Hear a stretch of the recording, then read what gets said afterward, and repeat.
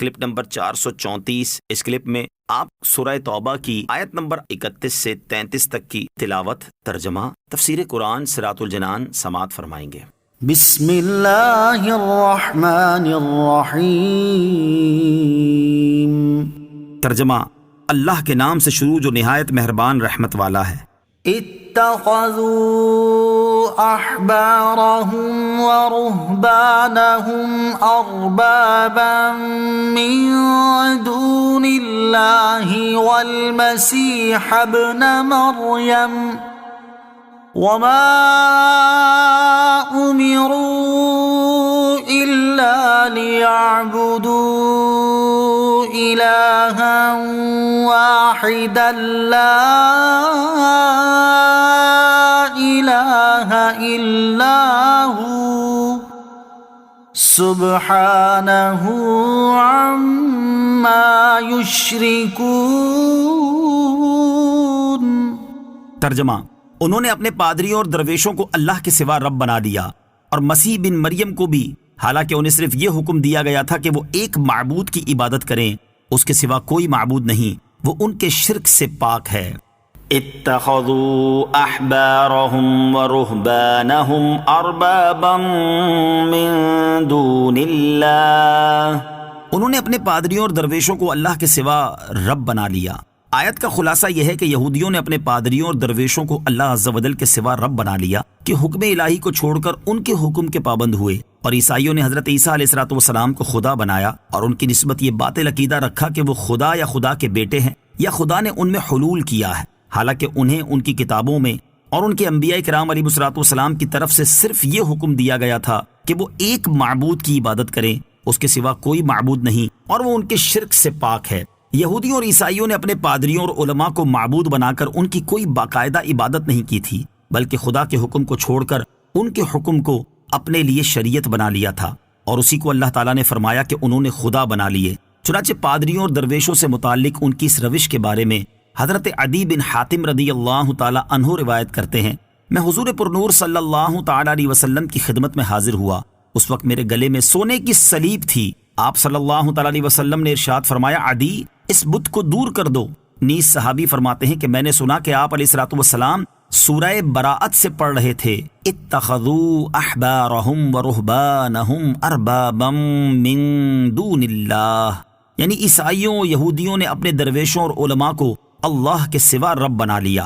پھر آپ صلی اللہ تعالی علیہ وسلم نے اس کی وضاحت کرتے ہوئے ارشاد فرمایا کہ وہ ان کو پوچھتے نہیں تھے، بلکہ جب وہ ان کے لیے کسی چیز کو حلال قرار دیتے تو یہ حلال سمجھتے، اور جب وہ حرام قرار دیتے تو یہ حرام سمجھتے تھے۔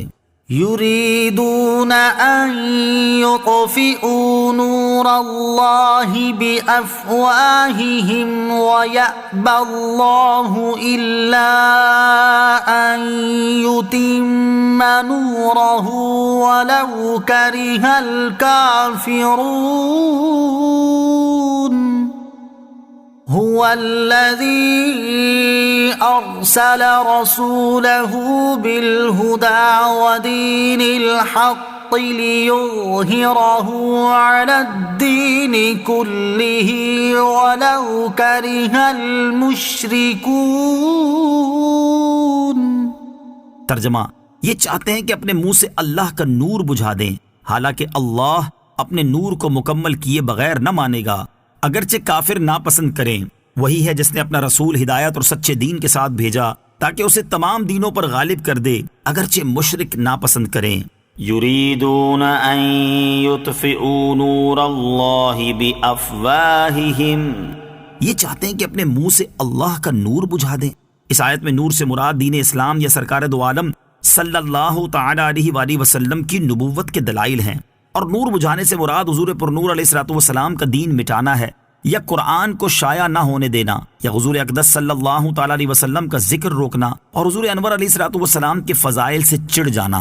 تو فرما دیا کہ کفار کی حرکتوں سے نہ دین ختم ہوگا، نہ اسلام کی شوکت میں کمی آئے، اور نہ حضور اقدس صلی اللہ تعالی علیہ وسلم کی شان میں فرق آئے گا۔ اعلیٰ حضرت امام احمد رضا خان رحمۃ اللہ تعالی علیہ کیا خوب فرماتے ہیں، مٹ گئے مٹتے ہیں مٹ جائیں گے اعداء تیرے، نہ مٹا ہے نہ مٹے گا کبھی چرچا تیرا، تو گھٹائے سے کسی کے نہ گھٹا ہے نہ گھٹے، جب بڑھائے تجھے اللہ تعالی تیرا۔ آیت هو الذی ارسل رسولہ بالہدی ودین الحق سے حاصل ہونے والی معلومات۔ اس سے دو باتیں معلوم ہوئیں۔ نمبر 1، سچا دین اور ہدایت حضور پرنور صلی اللہ تعالی علیہ وسلم کے ساتھ ایسے وابستہ ہیں جیسے آفتاب کے ساتھ روشنی، کہ حضور اقدس صلی اللہ تعالی علیہ وسلم کو چھوڑ کر نہ ہدایت ملتی ہے نہ سچا دین۔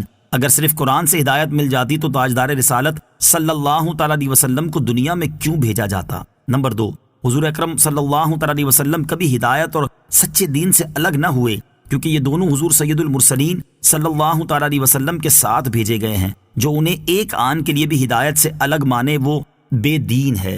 لِيُظْهِرَهُ عَلَى الدِّينِ كُلِّهِ، تاکہ اسے تمام دینوں پر غالب کر دے۔ قرآن پاک میں یہ مضمون اس آیت کے علاوہ سورہ فتح کی آیت نمبر 28 اور سورہ صف کی آیت نمبر 9 میں بھی بیان ہوا ہے۔ آیت میں غلبے سے دلائل اور قوت دونوں اعتبار سے غلبہ مراد ہے۔